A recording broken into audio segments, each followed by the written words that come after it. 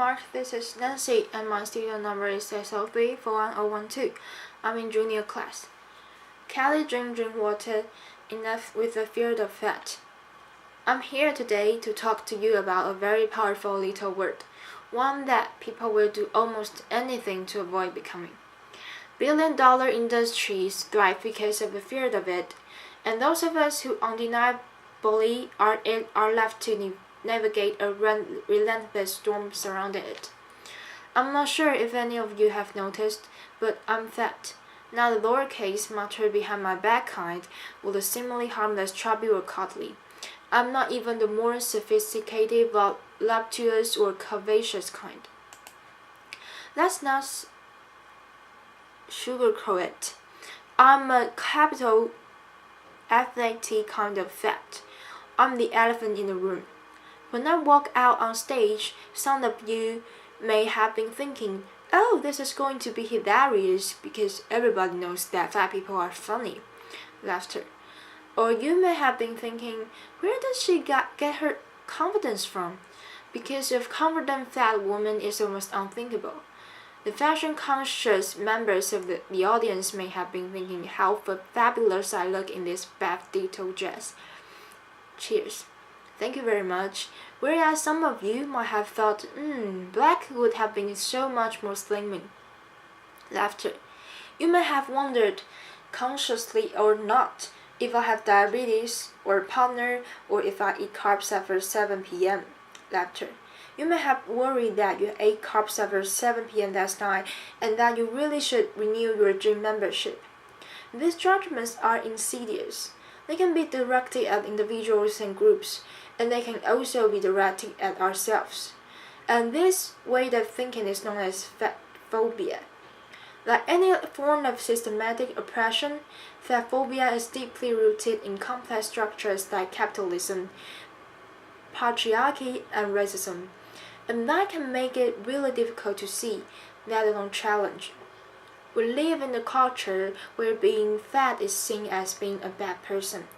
Lazy, greedy, unhealthy, irresponsible, and morally suspect.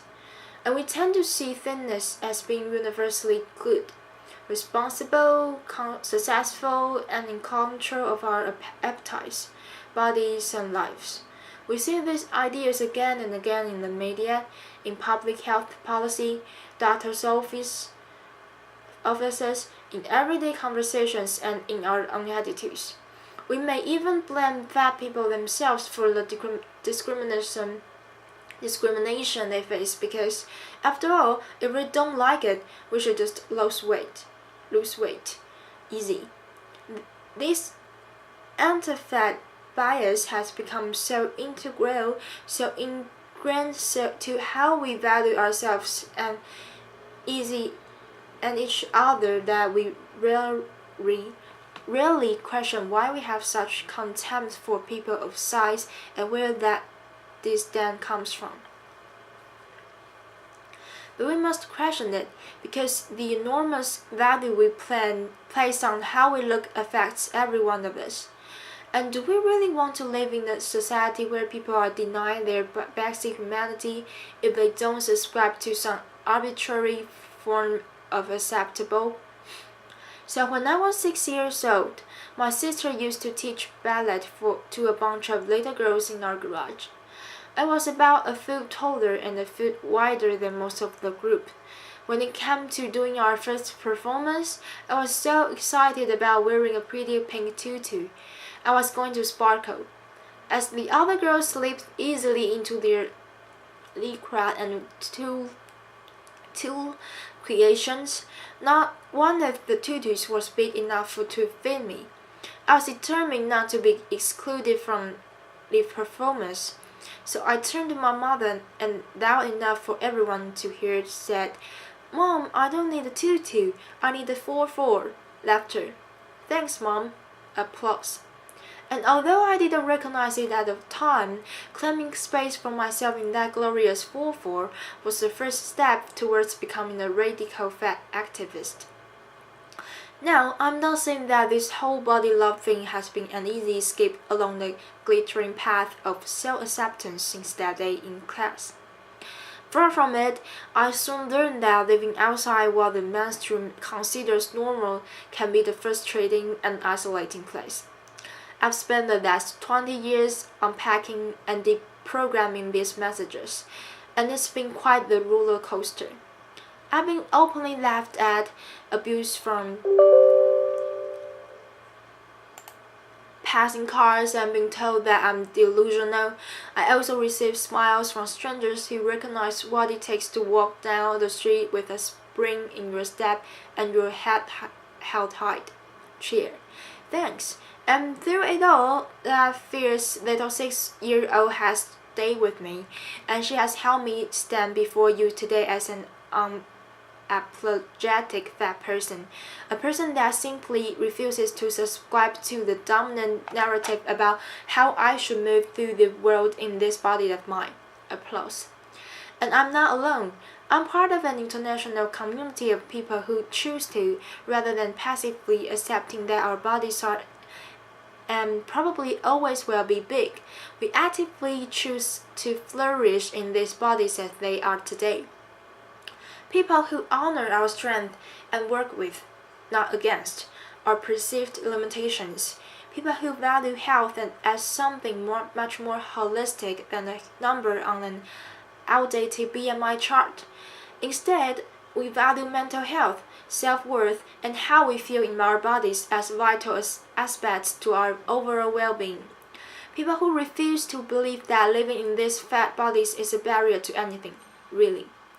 These are doctors, academics, and bloggers who have written countless volumes on the many facts of this complex subject.